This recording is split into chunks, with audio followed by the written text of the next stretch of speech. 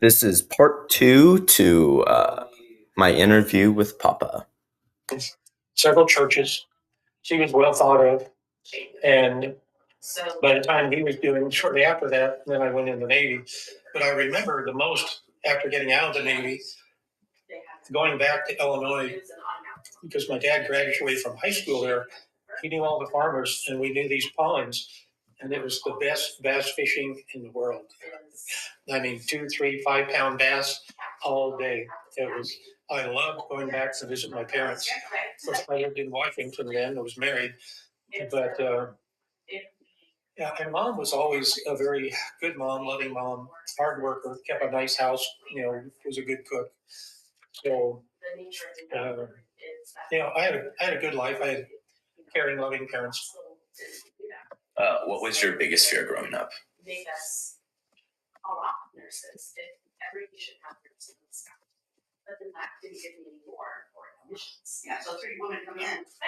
I had a pretty happy childhood and successful academically and athletic. I really don't remember any particular great fears. Nothing stands out to me as far as my childhood, even up until I was married and having children. But my early childhood, I just really didn't have any great fears. I had a nice childhood, I guess. What did you do for entertainment? Well, before school, I used to play outside a lot. I was in the yard. We had a small creek that ran by our house. And that ditch, and the water ran through it. On the other side were train tracks. So I spent a lot of time outside just kind of playing by myself, as little kids do, throwing rocks in the creek, floating leaves or whatever in the water, and walking up to see an aunt. My brother would be with my cousin, which was about 3 blocks away, and they were, like, say, about 4 years older. So I would go up and see them. And then when I got into school, I used to ride a bike, and I liked riding bikes. And my brother and I used to play a lot of catch with the football, with the baseball, which was advantageous for me because him being 4 years older, I had to learn to catch and throw at a pretty young age. So that was a great benefit to me of having older siblings, an older brother who was athletic. And then I probably remember the best time was when I moved to a town called North Henderson in the 6th grade. And there were a lot of kids in town from junior high and high school. And we would go up to the baseball field and play workup. We would play tackle football, and being younger and playing against the bigger kids was pretty tough, but it did me good. I learned to like contact, and we used to play basketball in the winter. There was a building that burned down, and we shoveled off the concrete. We shoveled the snow off, and this one kid's dad put baskets at each end. And in the dead of winter, after we shoveled the snow off, we'd play basketball. And then when I got to junior high, we had after-school sports, football, basketball, track, and I really enjoyed that. I matured early for my age. Up through the 8th grade, I was one of the bigger kids in class, not a giant, but good size. And because of my gift of speed and coordination, I was a good athlete, and I played on some really good teams. And in high school, I was very fortunate. I went to small high school, so I got to play varsity football my freshman and all 4 years in football, and played basketball. I was not the best basketball player, but got my varsity letters a couple times. And then we moved to another school my junior and senior year because my dad was ordained, so we got a bigger church. And I was kind of glad to go because it was a challenge going to bigger school to see if I would be as successful in athletics. and I was, because it wasn't a huge school, maybe 350 in all 4 grades, and I did well there.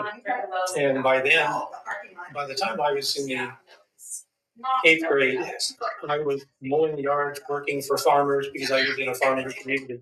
So I was becoming more independent, and working really helped me develop physically and with strength and things. And anyway, those were the good years. Those were very good years. I enjoyed them a lot.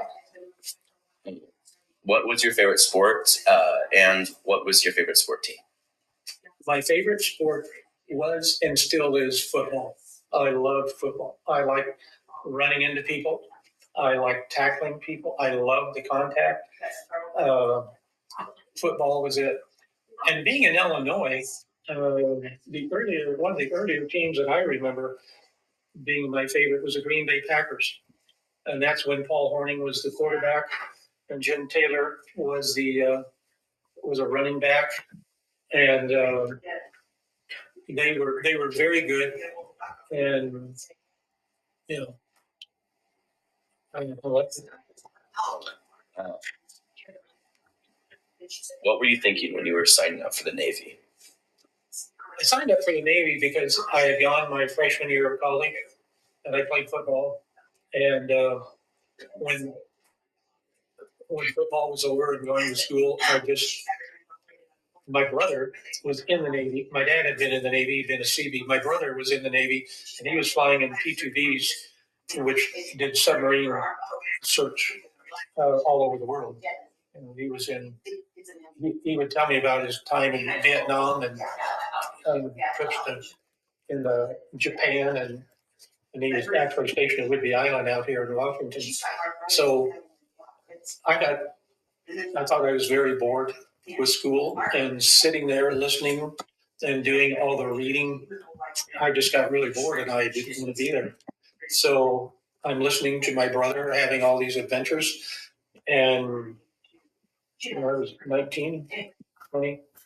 Anyway, I enlisted in the Navy, and I spent 4 years in the Navy, and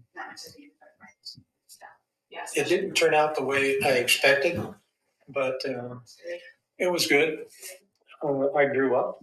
I met my wife, and it turned out I was stationed at Whidbey Island, the same place my brother was. And I was assigned duty at the VA 165, which were a new heavy attack jet, and I loaded ordnance, bombs, rockets, and missiles on A6s. That was from 1966 to 69. What was it like in the Navy?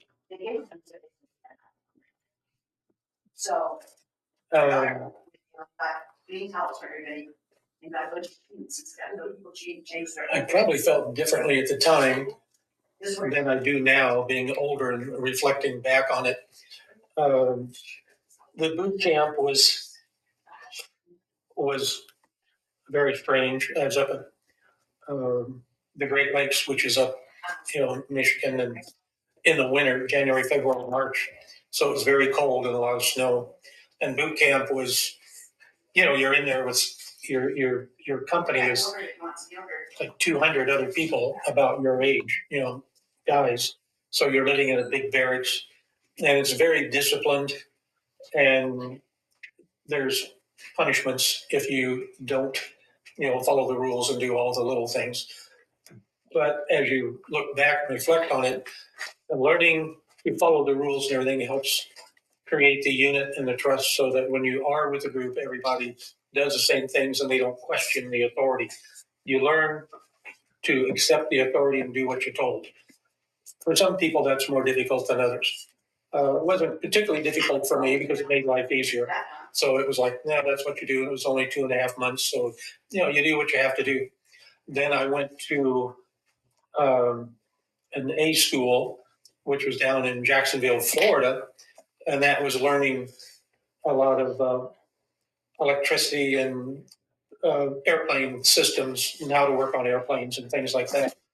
And that's when I, knew I was going to be in the aviation